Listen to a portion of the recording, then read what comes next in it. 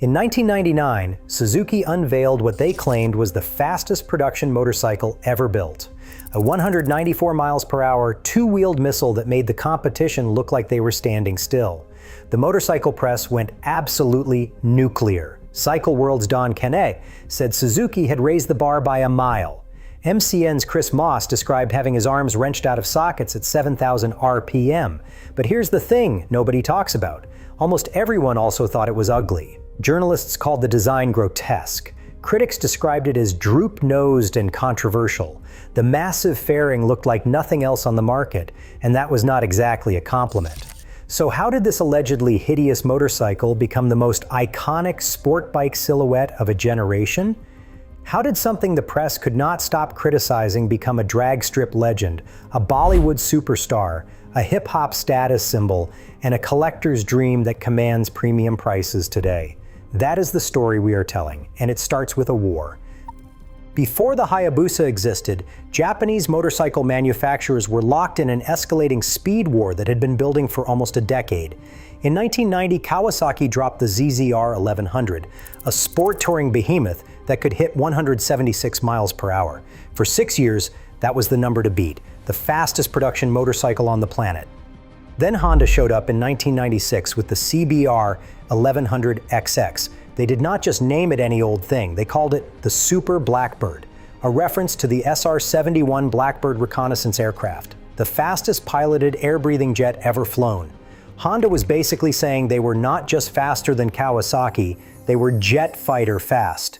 The Super Blackbird hit 178.5 miles per hour and took the crown. Honda had the bragging rights, Kawasaki was dethroned. But over at Suzuki, a team of engineers was watching this play out with a very different plan in mind. They were not interested in inching past Honda by a few miles per hour. They wanted to absolutely obliterate the competition. And they wanted to do it with a motorcycle that nobody would ever forget the first time they saw it.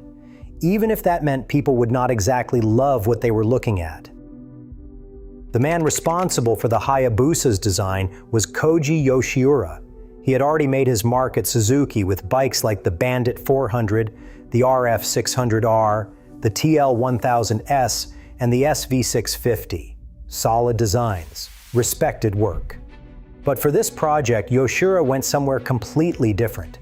Years later, he would explain his thinking in interviews, and his philosophy was almost aggressively unconventional. Yoshiura said his aim was to create a somewhat grotesque design and create a strong initial impact. He wanted people to have a reaction. He wanted that first look to hit hard, even if it made people uncomfortable. His theory was simple, but risky. If the bike performed well enough, people would eventually come around to the weird design. And once they did, that strange shape would be caked in people's mind forever. They'd never forget it. So instead of trying to make the Hayabusa conventionally beautiful, Yoshiura pursued what he called the utmost acceptable ugliness. Think about that phrase for a second, the utmost acceptable ugliness. He wanted to push the design as far into weird territory as possible while still keeping it on the right side of functional. Every curve on that massive fairing was dictated by wind tunnel testing. The drooping nose, the bulging midsection, the way the whole thing seemed to crouch forward like it was ready to pounce. None of it was arbitrary. All of it was aerodynamic optimization taken to an extreme.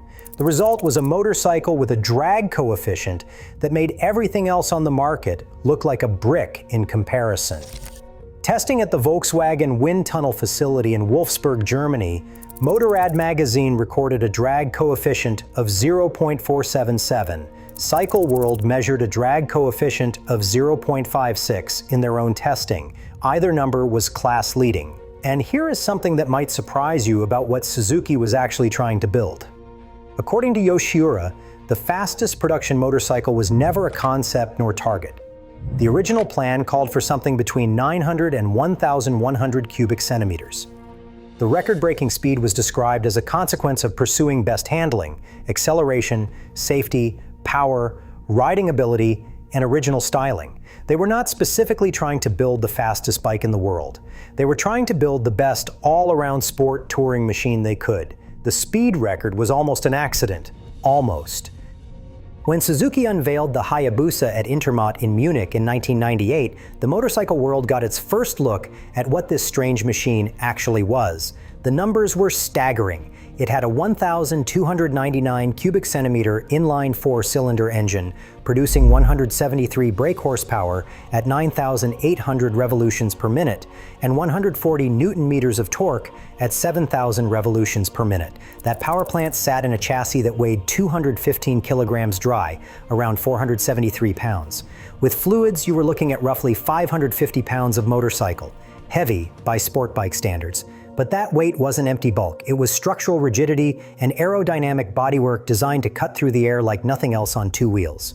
The world press launch happened in 1999 at Circuit de Catalunya near Barcelona. Journalists from around the globe got their first real ride on this thing, and they absolutely lost their minds. Not just because it was fast, because it was so much faster than everything else that the comparison barely made sense. MCN's Chris Moss wrote about having his arms wrenched out of sockets at 7,000 revolutions per minute. Don Kinnaid at Cycle World declared that Suzuki had raised the bar by a mile. When the performance testing results came in, they confirmed what everyone was feeling. Cycle World recorded a top speed of 194 miles per hour. That number earned the Hayabusa a spot in the Guinness World Record's 2000 edition as the fastest production motorcycle ever made. The quarter mile was 9.8 seconds at 145.8 miles per hour, right off the showroom floor. 0 to 60 miles per hour in 2.6 seconds. To put that in perspective, the Honda Blackbird that had been king just 3 years earlier was suddenly getting embarrassed. The Hayabusa had 20+ more horsepower at the rear wheel. It was 10 to 14 miles per hour faster at the top end.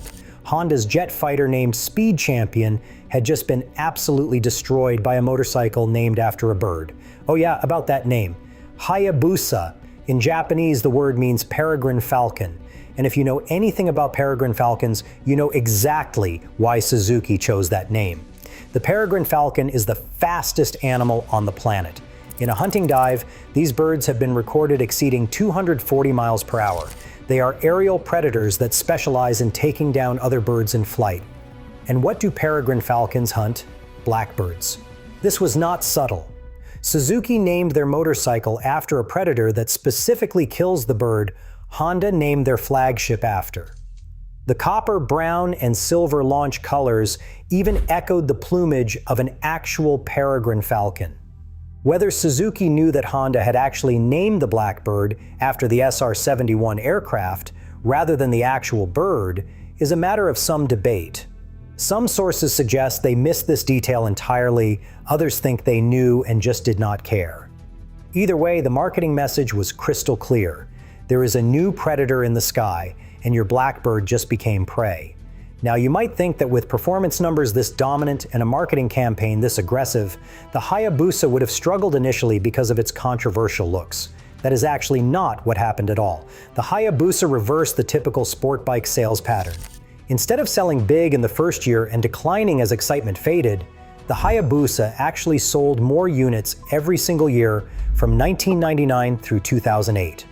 By 2005 and 2006, Suzuki was moving over 10,000 units annually in the US market alone. By June 2007, they hit the 100,000 unit milestone worldwide. That is not a slow burn success story. That is a machine that arrived dominant and only got more popular over time. The design that everyone thought was too weird, turns out Yoshiura was right. Once people experienced what the bike could do, that strange shape started to make sense. And once it made sense, it became unforgettable. But there was a problem brewing, and it was about to change the motorcycle industry forever. The Hayabusa's speed didn't just embarrass Honda, it terrified European regulators. It was a mass-produced vehicle, legal for anyone with a motorcycle license to buy, and capable of nearly 200 miles per hour. In countries with strict speed limits, politicians started asking uncomfortable questions about why manufacturers were even allowed to sell something like this. Kawasaki had seen the Hayabusa coming. They had been developing their own response, the ZX-12R, a 1,199 cubic centimeter engine producing 178 horsepower in standard form and 190 with ram air. When Rob Muzzy tested a ZX-12R, he recorded 192.3 miles per hour stock and 199.1 with just an exhaust modification. Kawasaki had built a bike that could potentially break the 200 miles per hour barrier. They were ready to fire back at Suzuki. But then something unprecedented happened. In late 1999, as European legislators made increasingly serious noises about mandatory speed limiters or outright bans, the major motorcycle manufacturers decided to call a truce. BMW Motorrad reportedly instigated the discussions. The Japanese Big Four, Honda, Yamaha, Kawasaki, and Suzuki, came to the table. Major European manufacturers joined in. The Italians, interestingly, were not initially included. What emerged was what the industry calls the gentleman's agreement, an informal, voluntary accord where signatories agreed to electronically limit their production motorcycles to 300 kilometers per hour, which is 186 miles per hour. Kawasaki canceled their press launch for the ZX-12R. When the bike finally hit showrooms, it came with a speed limiter already installed. The speed war was over before anyone could overtake the Hayabusa, which meant something remarkable for those early models. The 1999 and 2000 Hayabusas, built before the gentleman's agreement was implemented, became instant legends. They were the only Hayabusas, and arguably the only modern production motorcycles of their era that could actually demonstrate their unlimited top speed. No signatory manufacturer could officially claim to surpass them. The record was frozen in place. It would take until 2007 for anyone to officially break the agreement. Ironically, it was the same company that had pushed for the agreement in the first place. MV Agusta released the F4R312, named for its top speed of 312 kilometers per hour. Then in 2010, BMW themselves released the S1000RR at 188 miles per hour. But by then, the first generation Hayabusa had been out of production for 3 years. Its place in history was secure. While the speed war was getting settled in boardrooms and regulatory offices, something else was happening on drag strips across America. The drag racing community had discovered the Hayabusa, and they were losing their minds. Here was a motorcycle that could run a 9.90 second quarter mile straight off the showroom floor. No modifications, no tuning, just stock. But that was just the beginning. The Hayabusa's engine architecture turned out to be almost comically overbuilt. Downs Engineering, one of the premier motorcycle tuning shops, called it the small block Chevy of motorcycle engines. Just like Chevy's legendary V8 could handle enormous amounts of modification and still hold together, the Hayabusa's 1,299 cubic centimeter four-cylinder was built to survive abuse that would grenade lesser power plants. Stock internals, 11.0 to 1 compression ratio, and it could accept forced induction on pump gasoline without tearing itself apart. The tuning pathway became almost standardized. Bolt on a turbo kit running 4 to 8 pounds per square inch of boost, and you are making 230 to 300 horsepower on pump gasoline. Build the engine for moderate boost in the 8 to 12 pounds per square inch range, and now you are pushing 300 to 400 horsepower. Full race preparation with 15 to 20 pounds per square inch, 500 to 700 horsepower was achievable. And for the absolute lunatics chasing land speed records, Bill Warner ran methanol and made over 1,000 horsepower. Shops like DME Racing, Brock's Performance, HTP Performance, Schnitz Racing, MPS Racing, RCC Turbos, Big CC Racing, and MTC Engineering built entire businesses around making Hayabusas faster.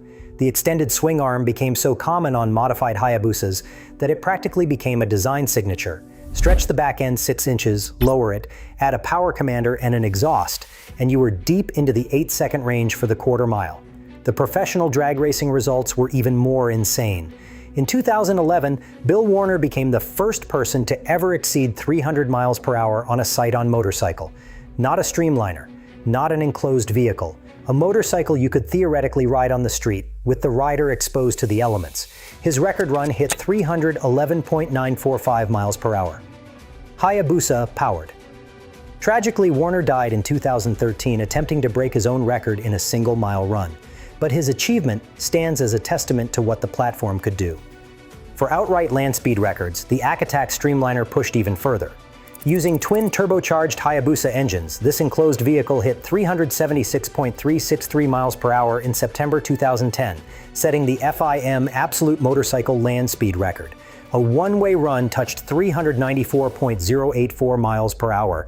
As of this recording, that record has stood for over 15 years. No one has broken it. The Hayabusa did not just win drag races, it redefined what was possible for a production-based motorcycle. If you're enjoying this deep dive into motorcycle history, hit that subscribe button. We cover stories like this every week. Now let's talk about how the Hayabusa broke into pop culture, because this is where things get really interesting. In 2003, a movie called Biker Boyz hit theaters. The plot was not exactly Oscar material. Underground motorcycle racing, family drama. Lawrence Fishburne played a legendary rider called Smoke. Standard action movie stuff. But here is what matters for our story. Lawrence Fishburne's character rode a custom Suzuki Hayabusa, purple and silver, slammed low, stretched 6 inches, chromed out everywhere. The build came from Color Zone in Huntington Beach, California, and they made 3 identical bikes for the production. Critics later said that Biker Boyz did for the sport bike community what Fast and Furious did for the import car scene. It took something that existed mainly in enthusiast circles and blasted it into mainstream consciousness. The Hayabusa was suddenly a movie star. But that was just America. The real cultural explosion happened in India. In 2004, Bollywood released Dhoom, an action thriller about a team of motorcycle riding thieves and the cop trying to catch them. John Abraham played the villain Kabir, and his weapon of choice was a red and black Hayabusa fitted with a fictional nitrous oxide system for dramatic effect. The production reportedly spent more money on the motorcycle sequences than on the actual actors. Aditya Chopra, the producer, literally said they spent more money on bikes than on Abhishek Bachchan, John Abraham, or Uday Chopra. The Hayabusa was not even officially sold in India yet. Suzuki would not launch it there until 2009. That did not matter. After Dhoom, the Hayabusa became known as the Dhoom bike throughout India, a cultural shorthand for speed, style, and outlaw cool. When Suzuki finally brought the bike to the Indian market, it dominated. The Hayabusa now holds 57% market share in the 1,000 to 1,600 cubic centimeter segment in India. Fiscal year 2025 saw record sales of 511 units, with 71% year-over-year growth. A motorcycle that became legendary in a country before it was even sold there, all because of one Bollywood movie. The gaming world picked up the Hayabusa too, though the story is more complicated than the internet remembers. You will see claims that the Hayabusa appeared in Gran Turismo and Need for Speed. That is not quite accurate. Gran Turismo is a car racing game. It does not include motorcycles. What it did include was the Suzuki GSX R4, a concept car from the 2001 Frankfurt Motor Show that was powered by a Hayabusa engine. That vehicle appeared in GT Concept 2002, Gran Turismo 4, Gran Turismo 5, and Gran Turismo 6, a Suzuki Vision. Gran Turismo Concept using a Hayabusa-based hybrid system was added to Gran Turismo 7 in 2022, so the engine was there. The actual bike was not in Gran Turismo. The Hayabusa itself appeared in Tourist Trophy, a 2006 PlayStation 2 motorcycle racing game developed by Polyphony Digital, the same studio behind Gran Turismo. It also showed up in Midnight Club 3 Doobie Edition in 2005 and 2006. Need for Speed did not include motorcycles at all until very recently. The Hayabusa was not a Need for Speed vehicle in the classic era people remember. Does this correction matter? Maybe not. The cultural association between the Hayabusa and video game speed was real, even if specific memories are a little fuzzy. Hip-hop culture embraced the Hayabusa throughout the early 2000s. This is harder to pin down with specific citations because much of it happened in underground tracks, regional scenes, and freestyle culture. The Hayabusa Owners Group documented the phenomenon, including annual Busa Beats rap competitions. Multiple international rappers released tracks literally titled Hayabusa in Serbia, the Czech Republic, Poland, and Turkey. The bike's name became a global synonym for speed in lyrical form. The urban sport bike custom scene that emerged in the early 2000s mapped almost perfectly onto hip-hop aesthetics. Bikes were stretched, lowered, chromed, and custom painted. They became jewelry, art, and status symbols. And the Hayabusa became the most customized Japanese sport bike in history. Aftermarket support was endless. Any modification you could imagine, somebody was selling it. So what happened to the competition? Honda discontinued the Super Blackbird in 2007. The bike that had been king before the Hayabusa arrived just quietly went away. Kawasaki killed the ZX-12R in 2006. The bike that was supposed to fight back never got its chance to shine. Kawasaki tried again with the ZX-14 in 2006, a direct competitor aimed at the Hayabusa. It sold about half the volume of the Suzuki in the US market. The Hayabusa just kept going. 3 generations now, 1999, 2008, and 2021. Suzuki Motor Corporation President Toshihiro Suzuki confirmed over 200,000 cumulative sales across 48 countries throughout the model's history. That's not just commercial success, that's generational impact. The engine found its way into places nobody expected. Kit cars, hill climb racers, the Ariel Atom V8 mated 2 Hayabusa engines together. The Radical SR1 sports racing vehicle, Bonneville Streamliners, anything that needed compact, reliable, easily modified power. Suzuki's own internal testing reportedly pushed prototypes beyond 200 miles per hour. Roger Simmons, Suzuki GB's chief mechanic and test rider, said they built prototypes exceeding 200 miles per hour, and that testing went more like 215 miles per hour. The production bike was actually detuned from what was possible. Remember Koji Yoshiura, the designer who deliberately made the Hayabusa weird? After the motorcycle became a phenomenon, Suzuki sent him to the United States to visit bike nights and owner clubs. He wanted to see what the American custom scene was doing with his creation. What he found influenced the second-generation design. The custom aesthetics that owners had developed, the extended swing arms, the lowered stances, the aggressive bodywork modifications, all of that fed back into official Suzuki design language for the 2008 model. The customers had become collaborators, and Yoshiura's original theory proved exactly correct. Once people experienced the performance, they came around to the design. And once they came around, that shape became iconic, unmistakable, the kind of silhouette you could identify from 100 yards away in any parking lot. Haggerty UK, the classic vehicle insurance and valuation company, put it well in their 25th anniversary coverage. Few single models have been remotely as successful for as long. The secret is that the Hayabusa has always been not just very fast, but very good. Today, first-generation Hayabusas command real money on the collector market. A decent-condition first-generation model runs between $6,000 and $10,000. Low-mileage, well-maintained examples can push toward $18,000. The 1999 models are especially valuable. They are the only year without the electronic speed limiter, the only ones that can technically demonstrate the full original performance. Purists consider them the true Hayabusas, the bikes that hold the legitimate speed record. The challenge is finding one that has not been modified. So many Hayabusas went through the custom treatment that unmolested survivors are genuinely rare. Which brings us back to where we started. In 1999, Suzuki released a motorcycle that critics called ugly, grotesque, and controversial. A design so weird that reviewers felt compelled to say it was not attractive, even while praising its world record performance. But Koji Yoshiura knew something the critics did not. He knew that when something performs at a truly exceptional level, people eventually stop caring what it looks like. They start to see the purpose in every curve. The function becomes the beauty. And he knew that once that shift happens, the design stops being weird. It becomes legendary.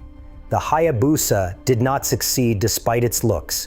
It succeeded because its looks were so distinctive, so purposeful, so committed to the vision of what a pure speed machine should be, that they became impossible to ignore. The falcon caught the blackbird. The ugly duckling became the icon. And somewhere, in garages and drag strips and collector showrooms around the world, the fastest production motorcycle of 1999 is still making believers out of doubters.